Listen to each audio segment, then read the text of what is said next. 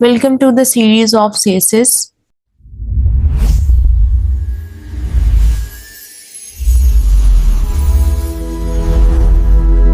In the seventh lecture of CSS, we are going to know about the cascading and specificity. What is cascading? जैसे कि हमने first lecture में CSS के देखा था कि CSS का फुल फॉर्म होता है कैस्केडिंग स्टाइलिंग शीट, इस तरह की शीट्स जिसके अंदर स्टाइल अप्लाई कर सकते हैं। कैस्केडिंग का जो मीनिंग है वो हमने पेंडिंग रखा था, क्योंकि कैस्केडिंग का मतलब होता है the CSS cascades algorithm jobs is to select CSS declarations in order to determine the correct values for CSS properties। इसका मतलब होता है कि जब भी हम किसी भी एलिमेंट के अंदर या किसी भी सिलेक्टर के अंदर उसको स्टाइल CSS की डिक्लेयर कर देते हैं, तो कौन सी स्टाइलिंग उसके ऊपर अप्लाई होगी, जो हमने पहले दी थी या हमने बाद में दी थी। कैस्केडिंग का मतलब ये होता है कि जो हमने लास्ट पे प्रॉपर्टी दी है उस सिलेक्टर को, वो ही इम्प्लीमेंट होगी हमारे वेब पेजेस पे, वही करेक्ट स्टाइलिंग अप्लाई होगी, वही करेक्ट स्टाइलिंग और फाइनल CSS मानी जाएगी उस सिलेक्टर की। जैसे कि एग्जाम्पल में हमारे पास H2 हेडिंग दी हुई है, अगर मैं पहले उसका बैकग्राउंड कलर येलो रखती हूँ, देन मैं उसी सिलेक्टर के ऊपर वही सेम प्रॉपर्टी यूज करती हूँ बैकग्राउंड कलर ब्लू, तो हमारे वेब पेजेस पर कौन सा कलर अप्लाई होगा, येलो होगा या ब्लू होगा, तो फाइनल कलर ब्लू होगा। तो कैस्केडिंग का मतलब यही होता है कि जो बाद में हमने फाइनली उसके ऊपर स्टाइलिंग अप्लाई की है वही हमारे वेब पेजेस पर अप्लाई होगी। ये सिंपली इस तरह नहीं होता कि हम सिंपली एक सिलेक्टर को यूज कर लें या दो सिलेक्टर्स को यूज कर लें, उसके ऊपर सेम प्रॉपर्टी अप्लाई कर दें, देन जो सेकंड वाली हम प्रॉपर्टी या फाइनल थर्ड वाली प्रॉपर्टी हम अप्लाई करेंगे तो वही फाइनल होगी। इसके अंदर हम मल्टीपल और ऑप्शंस होते हैं, डॉक्यूमेंट्स होते हैं। अगर मैं चाहती हूँ कि मेरे वेब पेजेस बने हुए हैं उसके ऊपर पूरी की पूरी वेबसाइट के ऊपर जो स्टाइल अप्लाई पहले किया था वो ना करूँ, जो दूसरा करते हैं वो वाला अप्लाई हो जाए, तो हम पूरी की पूरी वेबसाइट्स के ऊपर, वेब पेजेस के ऊपर भी स्टाइलिंग को डिफरेंट कर सकते हैं। इसको एक बार इंप्लीमेंट करके हम VS कोड के अंदर देखते हैं किस तरह CSS में कैस्केडिंग वर्क करेगा, डिक्लेयर करेगा स्टाइलिंग को for the values and the elements of the language. तो हम कैस्केडिंग को देखते हैं या किस तरह स्टाइलिंग अप्लाई होगी हमारे सिलेक्टर्स के अंदर, जो भी हम यूज करेंगे कि कौन सा स्टाइल अप्लाई होगा। तो VS कोड के अंदर मैंने यहाँ पर एक हेडिंग टैग लिया H1 हेडिंग और दो पैराग्राफ टैग्स लिए हैं और दो मेरे पास बटन्स दिए हैं। इसको हम वेब पेज के ऊपर अपीयर करवाते हैं, किस तरह अपीयर होगा। तो आप देख सकते हैं कि यहाँ पर मेरे पास एक हेडिंग दी हुई है इंसेंटिव फॉर स्टेप्स के नाम से, और दो पैराग्राफ्स दिए हुए हैं और लास्ट पे दो बटन्स दिए हैं। तो हम इसके ऊपर स्टाइलिंग अप्लाई करते हैं कि मैं चाहती हूँ कि जो भी मैंने यहाँ पे पैराग्राफ, यहाँ पर स्टाइलिंग अप्लाई करते हैं, CSS की फाइल के अंदर जाते हैं तो यहाँ पर हम लिखते हैं, तो यहाँ पर सिलेक्ट करते हैं, हम सिलेक्टर अपना यूज करेंगे पैराग्राफ एंड सेमीकोलन के अंदर, तो उसके अंदर हम स्टाइलिंग को अप्लाई करते हैं। स्टाइलिंग मुझे यहाँ पे कलर चाहिए पर्पल, फॉरग्राउंड कलर मुझे यहाँ पर इसको पर्पल करना है एंड बैकग्राउंड कलर हमें चाहिए ब्लास्ट एलिमेंट। ओके, तो इसको हम क्या करते हैं, सेव करते हैं एंड देन रिफ्रेश करेंगे। रिफ्रेश किया तो अब आप देख सकते हैं कि सारे पैराग्राफ टैग्स जो है हमारे पास blast element and purple colour में अपीयर हो गए। तो सिमिलर सेलेक्टर के ऊपर मैं स्टाइलिंग डिफरेंट करना चाहती हूँ। कैस्केडिंग सिर्फ उस केस में यूज होगा जब हमारे पास सेलेक्टर सेम होगा, सेम सेलेक्टर के ऊपर हम CSS अप्लाई करेंगे, देन कैस्केडिंग हमारे पास शो होगी। हम यहाँ पर कलर कर लेते हैं, इसी को यहाँ से कॉपी करते हैं, देन हम चेंज करेंगे। यहाँ पर अब की बार मैं कलर व्हाइट करना चाहती हूँ, foreground colour, and background colour करना चाहती हूँ ग्रे। Ctrl+S करते हैं, रिफ्रेश करते हैं। अब आप देख सकते हैं कि ब्लैक कलर बैकग्राउंड में अपीयर हो रहा है और फोरग्राउंड कलर में व्हाइट कलर अपीयर हो रहा है। इट्स मीन कि सेम सेलेक्टर पैराग्राफ टैग में हमने दो स्टाइलिंग्स अप्लाई की, एक styling colour purple background and blast element, second paragraph वही सेम सेलेक्टर जिसके ऊपर कलर अप्लाई किया white and background colour apply किया हमने ग्रे। तो कौन सी स्टाइलिंग अप्लाई हुई, स्टाइलिंग हमारे पास वो वाली अप्लाई हुई जो हमने बाद में सिलेक्ट की थी, जो हमने बाद में चूज की है, डिक्लेयर की है, तो वो ही CSS स्टाइलिंग हमारे वेब पेज के ऊपर अपीयर हुई है। तो यही कैस्केडिंग का मतलब होता है कि जो बाद में आने वाला हम स्टाइल डिक्लेयर करते हैं वो ही CSS की स्टाइलिंग अप्लाई होगी। इसको हम डॉक्यूमेंट्री भी कर सकते हैं। सिमिलरली हम अगर H1 के अंदर यूज करेंगे इसको, तो H1 के अंदर अगर मैं यूज करती हूँ फॉन्ट, H1 के अंदर अगर हम यूज करते हैं कलर, यूज करते हैं ब्लैक की बजाय अगर ब्राउन कर लें और सेमीकोलन, इसको सेव करें, देन हमारे पास सिमिलरली H1 इसको व्यू करते हैं, रिफ्रेश, तो आप देख सकते हैं कि H1 हेडिंग मेरे पास रेड कलर में ब्राउन में अपीयर हो गई है। अगर मैं यहाँ पर H1 को अगेन यूज करूँ और इसका हम यूज करें कलर, फॉरग्राउंड कलर पर्पल, या फिर यहाँ पे पैलेट नाम कुछ करके है, इसको हम सेव करते हैं एंड रिफ्रेश करते हैं। तो अब आप देख सकते हैं कि ब्राउन कलर से ये थोड़ा सा पैलेट टाइप, जिंक टाइप हमारे पास कलर डालना शुरू हो गया। कौन सा स्टाइलिंग अप्लाई हुई है? जो हमने बाद में डिक्लेयर किया। अगर मैं इसी को रिवर्स कर दूं, फॉर एग्जांपल मैं यहाँ पर H1 जो मैंने रेड लिया है वो मैं यहाँ से कॉपी करके पेस्ट करके डिलीट कर दूं एंड देन मैं यहाँ पर इसको बाद में अप्लाई करूँ, तो सेव करते हैं एंड रिफ्रेश करते हैं। अब आप देख सकते हैं कि कलर कौन सा ब्राउन अपीयर है, क्योंकि यहाँ पर CSS की फाइल के अंदर मैंने ब्राउन कलर का जो प्रॉपर्टी ऐड की है वो बाद में की है इस जिंक कलर के बजाय। ठीक है, तो जो हम सब प्रॉपर्टी बाद में अप्लाई करेंगे तो CSS की फाइल वेब पेजेस उसी को कंसीडर करेगा और इस स्टाइल को इंप्लीमेंट करके हमारे वेब पेजेस पर अप्लाई करेगा। ठीक है, इसकी एक और हमारे पास एग्जांपल है कि यहाँ पर आप देख सकते हैं कि हेड टैग के अंदर हमारे पास हम लिंक करते हैं HTML फाइल को और CSS फाइल को with the help of this href style.css। अगर हम यहाँ पर एक और फाइल को क्रिएट कर लें, यहाँ पर हम फाइल कर लेते हैं style 2.css। ठीक है, एंटर। उसके ऊपर हम स्टाइल अप्लाई करते हैं। अगर मैं इसी के ऊपर स्टाइल अप्लाई करूं, P paragraph tag colour foreground colour मेरे पास होना चाहिए येलो एंड बैकग्राउंड कलर होना चाहिए ग्रीन। ठीक है, तो हम इसको, या फिर हम बैकग्राउंड कलर ग्रीन कर लेते हैं और फॉरग्राउंड कलर हम इसको थोड़ा कट कर देते हैं। ओके, तो यहाँ पर स्टाइलिंग मैंने अप्लाई कर दिया, लेकिन अभी मैंने इसको HTML फाइल के अंदर लिंक नहीं किया, तो हम इसको लिंक करते हैं या इसको कॉपी करते हैं, देन इसको पेस्ट करेंगे। तो यहाँ पर फाइल का नाम क्या है? style2.css। इसको सेव करते हैं, अपने वेब पेज को रिफ्रेश करते हैं। अब आप देख सकते हैं कि बैकग्राउंड कलर येलो अपीयर हो गया है। इसको अगर हम थोड़ा सा जूम करें तो आप देख सकते हैं बैकग्राउंड कलर येलो अपीयर हुआ है और फॉरग्राउंड कलर ग्रीन अपीयर हुआ है, जो कि मैंने style2.css की फाइल के अंदर स्टाइल अप्लाई किया है, वो ही मेरे वेब पेजेस का अपीयर हुआ है। जबकि फर्स्ट स्टाइलिंग फाइल के अंदर मैंने पैराग्राफ पर्पल व्हाइट ग्रे रखा हुआ था, लेकिन वो स्टाइल अप्लाई नहीं हुआ। जो कि मैंने बाद में अप्लाई किया है स्टाइल, वो अप्लाई हुआ है। सिमिलरली अगर मैं इस style.css को रिवर्स कर दूं, इसको सेव करूं, देन अपने वेब पेज को रिफ्रेश करूं, तो जो स्टाइलिंग style1.css के अंदर अप्लाई हुई है, तो वो हमारे पास वेब पेजेस के अंदर है। इसको हम कैस्केडिंग कहते हैं। कुछ ऐसे कैस्केडिंग मेन बात जो रिमेंबर रखने वाली हमें यही है कि जो स्टाइल हम बाद में अप्लाई करेंगे वो ही हमारे वेब पेजेस पर अपीयर होगा। सेकेंडली सेम सेलेक्टर के ऊपर हम स्टाइल अप्लाई करेंगे, देन कैस्केडिंग यूज होगी, अदरवाइज कैस्केडिंग इंप्लीमेंट नहीं होगी। मींस दैट अगर मैं पैराग्राफ ले रही हूँ तो दूसरा पैराग्राफ के ऊपर स्टाइल अप्लाई करूँ तो सेम सिलेक्टर्स के ऊपर होगा, डिफरेंट सिलेक्टर्स के ऊपर कैस्केडिंग अप्लाई नहीं होगी। कैस्केडिंग प्रॉपर्टी को तो हम तब यूज करते हैं जब हमारे पास सिलेक्टर सेम होता है, बट जब सिलेक्टर डिफरेंट होता है तो उस केस में हम एक और चीज को करते हैं जिसको कहते हैं स्पेसिफिसिटी।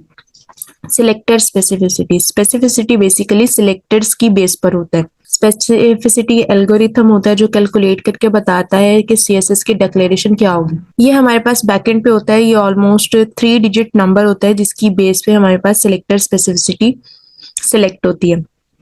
जैसे कि हमारे पास एक एग्जांपल है इसकी, हमने यहाँ पर ली हुई H2 सिलेक्टर लिया हुआ है, कलर प्रॉपर्टी हमने उसकी ली हुई है रेड। तो इसको हम 3 डिजिट कोड के अंदर किस तरह लिखेंगे? अब आप देख सकते हैं यहाँ पर 3 प्लेसेस होती हैं। 3 को अभी बताया है कि 3 डिजिट नंबर होता है, तो 3 डिजिट्स नंबर को हम किस तरह रिप्रेजेंट करेंगे? जो पहले प्लेस होती है वो ID की होती है, सेकंड प्लेस क्लास एट्रीब्यूट और सूडो क्लास की होती है, और थर्ड प्लेस एलिमेंट और सूडो एलिमेंट्स की होती है।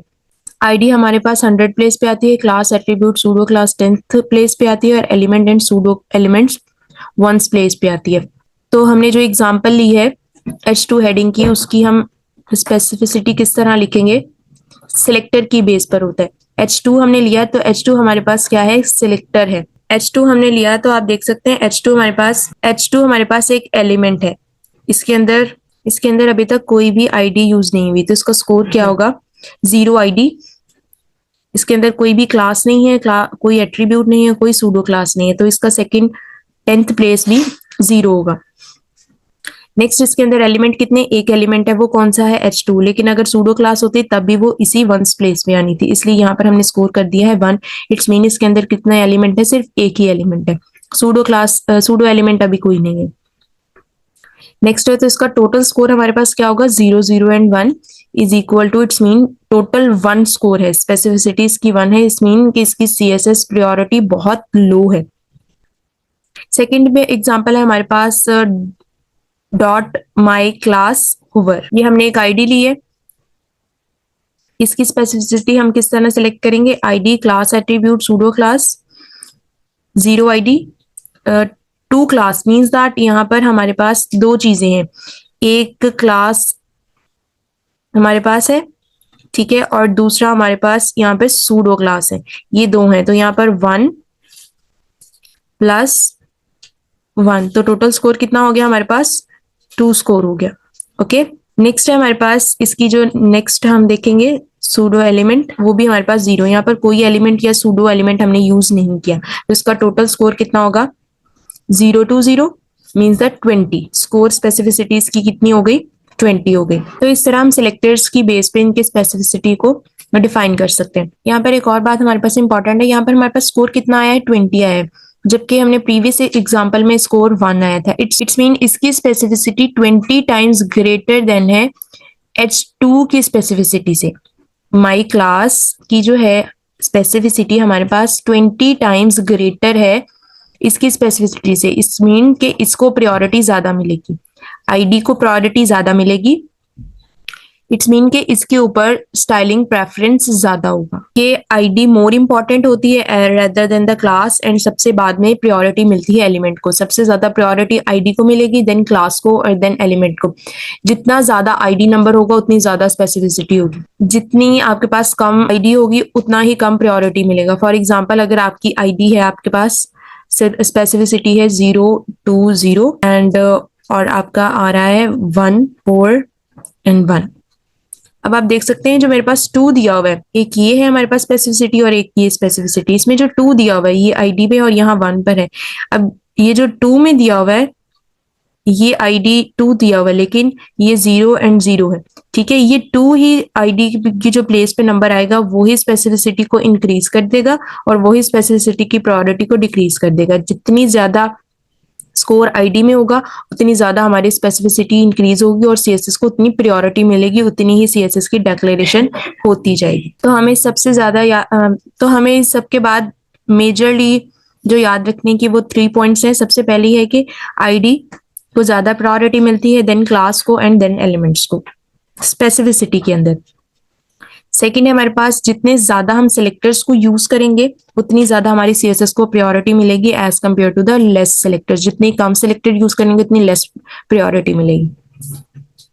थर्ड है if same specificity then prefer cascading, जो बाद में आने वाली स्टाइलिंग अप्लाई करेंगे वो ही टैग्स के ऊपर एलिमेंट्स के ऊपर अप्लाई होगी। तो इसको हम VS कोड के अंदर एक बार इंप्लीमेंट करके देखते हैं। तो इसको एक मरतबा VS कोड के अंदर देखते हैं कि स्पेसिफिसिटी हमारे पास किस तरह डिफाइन। तो ये मैंने स्टाइल डॉट CSS के नाम से जो है वो कुछ यहाँ पर क्रिएट किया हुआ है, स्टाइल अप्लाई किया हुआ है। तो अब आप तो यहाँ पर आप देख सकते हैं टॉप पे जो मैंने पैराग्राफ एलिमेंट यूज किया हुआ है, देन साथ ही मैंने सूडो एलिमेंट यूज किया हुआ है। अब जैसे मैं इसके ऊपर क्लिक करती हूँ तो ऊपर मेरे पास सिलेक्टर स्पेसिफिसिटी अपीयर हो रहा है। स्पेसिफिसिटी में 0 0 and 2 स्कोर शो हो रहा है। इट्स मीन कि 0 हमारे पास इसके अंदर कोई आईडी नहीं है, सेकेंड 0 है हमारे पास इसके अंदर कोई भी सूडो क्लास नहीं है, कोई भी क्लास नहीं है, कोई एट्रीब्यूट नहीं है, एंड थर्ड पे स्कोर 2 दिया हुआ है। इट्स मीन इसके अंदर एक ही एलिमेंट P यूज किया गया है और एक ही सूडो एलिमेंट यूज किया हुआ है फर्स्ट क्लास, इसलिए इसका स्कोर क्या हो गया 2 0 0 and 2। सिमिलरली नेक्स्ट के ऊपर चलते हैं। H1 हेडिंग में हमारे पास कोई आईडी नहीं है, कोई क्लास एट्रीब्यूट नहीं है, तभी हमारे पास फर्स्ट 2 प्लेसेस 0 है, लास्ट पे 1 एलिमेंट यूज किया हुआ है, एक ही एलिमेंट यूज किया और कोई सूडो एलिमेंट नहीं है, तो स्कोर 1 है।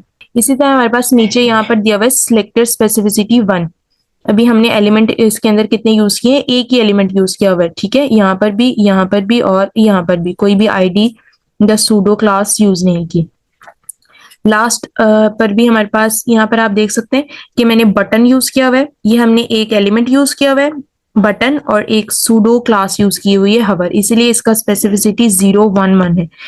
0 हमारे पास कोई आईडी नहीं है, 1 मीन्स दैट हमने एक सूडो क्लास यूज की हुई है हवर, एंड लास्ट पे 1 है बटन, एक एलिमेंट यूज किया हुआ है, तो इसकी specificity button is equal to hover की है सिलेक्टर स्पेसिफिसिटी 0 1 1। तो इस तरह हम स्पेसिफिसिटी के बेस पर भी प्रॉपर्टीज को यूज कर सकते हैं, स्टाइलिंग अप्लाई कर सकते हैं अगर हमारे पास सिलेक्टर क्या होगा डिफरेंट होगा। कैसे, पहले स्पेसिफिसिटी की बेस पे CSS डिक्लेरेशन होगी, देन कैस्केडिंग की बेस पे। नेक्स्ट हम डिटेल में बात करेंगे इनलाइन स्पेसिफिसिटी की। Inline specificity are more specific than ID, means that अगर हमारे पास स्पेसिफिसिटी के 4 डिजिट्स होते तो सबसे प्रायोरिटी नंबर इनलाइन स्टाइलिंग को मिलता है। इट्स मीन के स्पेसिफिक हमारे पास हमने देखा कि प्रीवियस स्पेसिफिसिटी में हमारे पास 3 डिजिट्स नंबर होते हैं जिसमें सबसे ज्यादा इंपॉर्टेंस और प्रायोरिटी आईडी को मिलती है, देन उसके बाद क्लास को, सूडो क्लास एंड एलिमेंट्स को, और लास्ट पे एलिमेंट्स को। बट अगर हमारे पास स्पेसिफिसिटी 4 डिजिट नंबर होता तो सबसे पहली जो प्रायोरिटी मिलती वो इनलाइन स्टाइलिंग को मिलती। इनलाइन स्टाइलिंग को हम अप्लाई करके देखते हैं VS कोड के अंदर। तो ये मेरे पास index.html के अंदर मैंने कोड लिखा हुआ है, ठीक है, और CSS की फाइल के साथ हमने लिंक किया हुआ जिसके ऊपर स्टाइलिंग अप्लाई की हुई है। इसको सेव करते हैं और हमारे वेब पेज के ऊपर स्टाइलिंग कुछ इस तरह से अपीयर हो रही है, ठीक है। लेकिन अगर मैं इसके ऊपर इनलाइन स्टाइलिंग अप्लाई कर दूं, फॉर एग्जांपल यहाँ पर बटन्स, तो यहाँ बटन्स के ऊपर मैंने हवर इफेक्ट भी ऐड किया गया है। लेकिन अगर मैं चाहती हूँ कि इनलाइन स्टाइलिंग इसके ऊपर अप्लाई करूँ, तो यहाँ बटन्स के अंदर हम स्टाइल को अप्लाई करते हैं। इनलाइन स्टाइलिंग जब हमने सबसे पहले लेक्चर्स लिए थे तो उसमें हम बताया था कि किस तरह हम इनलाइन स्टाइलिंग के थ्रू CSS अप्लाई कर सकते हैं। 3 वेज पढ़े थे जिसमें एक वे था हमारे पास इनलाइन, एक्सटर्नल एंड इंटरनल। तो इनलाइन स्टाइलिंग को हम वैसे यूजुअली अपने स्टाइलिंग के लिए अप्लाई नहीं करते। तो स्टाइलिंग में मैं क्या देना चाहती हूँ, मैं बैकग्राउंड कलर देना चाहती हूँ विच विल बी ब्लैक। इसको कॉपी करते हैं यहीं से, देन हम दूसरे बटन के अंदर इसको पेस्ट करते हैं। तो आप देख सकते हैं कि बटन्स के ऊपर बैकग्राउंड कलर ब्लैक अपीयर हो रहा है। बट क्यों? क्योंकि यहाँ पर मैंने इनलाइन स्टाइलिंग के थ्रू यहाँ पर स्टाइल अप्लाई किया, background colour black, as compare to the CSS की फाइल के अंदर जो मैंने बटन के ऊपर स्टाइल अप्लाई किया हुआ है, हवर इफेक्ट, यहाँ पे मैंने हवर भी इफेक्ट किया हुआ है, बैकग्राउंड कलर डिफरेंट दिया हुआ है, तो वो अपीयर नहीं हो रही। इट्स मीन के CSS के अंदर इनलाइन स्टाइलिंग को मोर प्रेफरेंस मिलती है as compare to the style.css। इसीलिए हम अपने जब भी प्रोजेक्ट्स बनाते हैं या कोडिंग करते हैं तो उसमें इनलाइन स्टाइलिंग को हम प्रेफरेंस नहीं देते, क्योंकि हम इस स्टाइल को बाद में चेंज नहीं कर सकते। इसीलिए हम style.css एक्सटर्नल स्टाइलिंग को अप्लाई करते हैं as compare to the inline styling. Inline specificity के बाद हम जिस बात को पढ़ने वाले हैं वो है important. It shows more specific things in document, means that हमारे पास एक एग्जांपल दी हुई है H2, उसमें हमने यूज किया हुआ है कलर प्रॉपर्टी रेड, एंड उसके आगे हम अगर एक्सक्लेमेशन लिख के इंपॉर्टेंट लिख दें, इस मीन हम इस प्रॉपर्टी को कभी नहीं चेंज करेंगे। मींस दैट हमारे डॉक्यूमेंट के अंदर कोई इस तरह की चीजें हैं जिसको हम बहुत इंपॉर्टेंस देते हैं और उसको कभी उसकी स्टाइलिंग नहीं चेंज करना चाहते, तो उसके लिए हम एक्सक्लेमेशन इंपॉर्टेंट को यूज करते हैं, जिससे उसकी स्टाइलिंग हम कभी चेंज नहीं करना चाहेंगे। तो ये रिप्रेजेंट करता है हमारे डॉक्यूमेंट के अंदर कि हम बहुत इंपॉर्टेंट चीज के ऊपर स्टाइलिंग को अप्लाई करें, जिस स्टाइल को अप्लाई किया वो बहुत इंपॉर्टेंट है। इसको VS कोड के अंदर इंप्लीमेंट करके देखते हैं। तो यहाँ पर आप देख सकते हैं कि मैंने H3 सिलेक्टर यूज किया हुआ है जिसके अंदर कलर मैंने यहाँ पर डार्क ग्रीन कलर लिया हुआ है, और दोबारा H3 लिया हुआ है जिसके अंदर ऑरेंज टाइप जो है वो कलर लिया हुआ है। इसको हम एक बार VS कोड के अंदर देखते हैं।